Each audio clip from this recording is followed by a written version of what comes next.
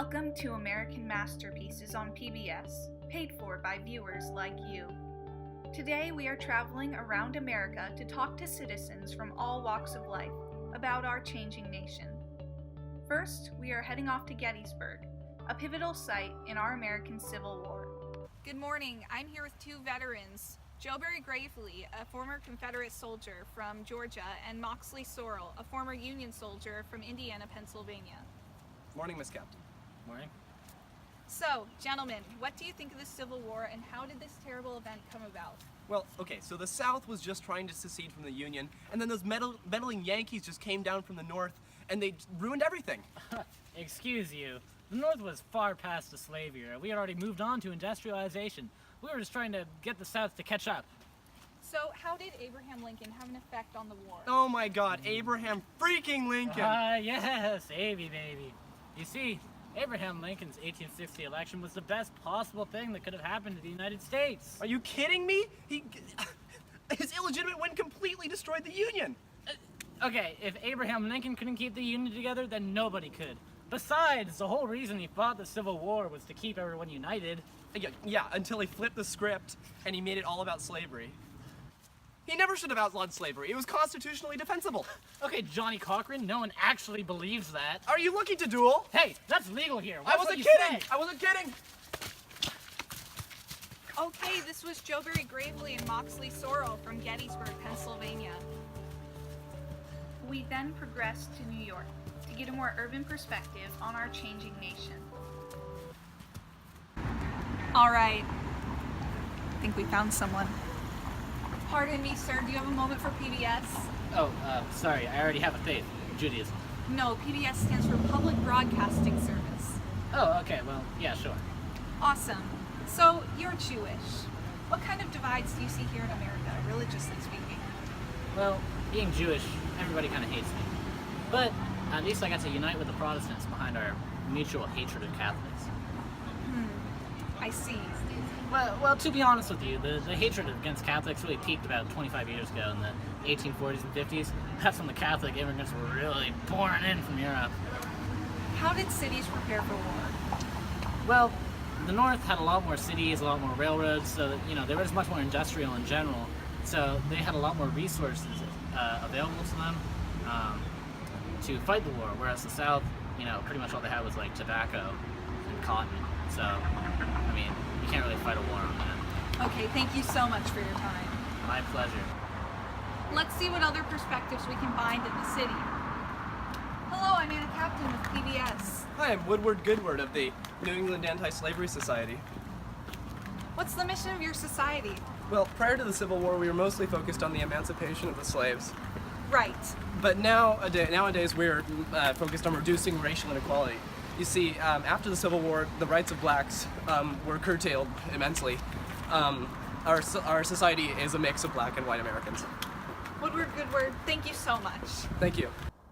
After a nice time in the city, we boarded a wagon and headed westward for 4 months. Now we're trying to find some migrators to hear their stories. There's one now. There's one now.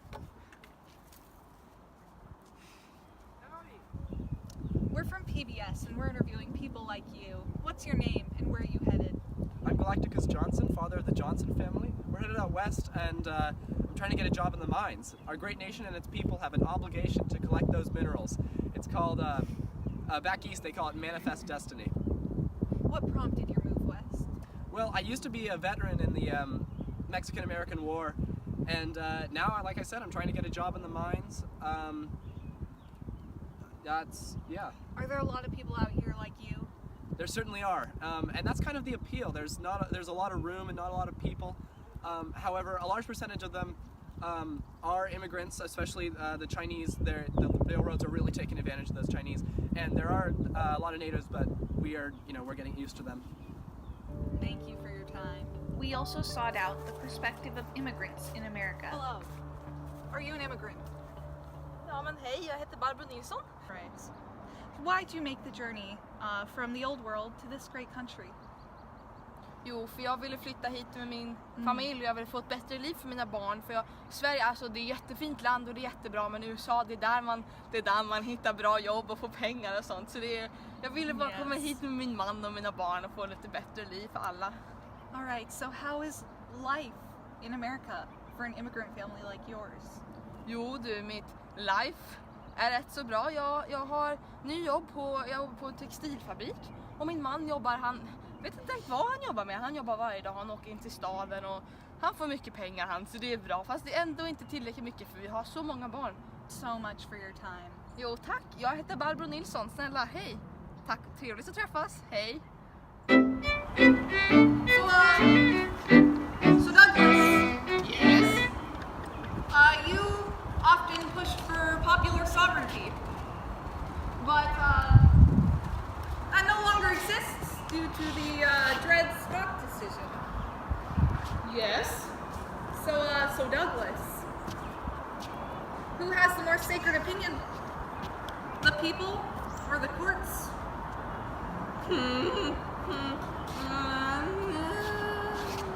So I think the second party system it's over. I'm here on Capitol Hill with two congressmen explaining their viewpoints on Reconstruction.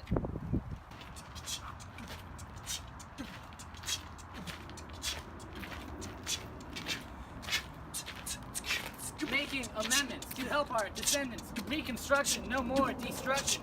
Slaves are free, but have many in need. Lincoln was first, his plan was the worst. His ideas were bad, then he died. It was sad.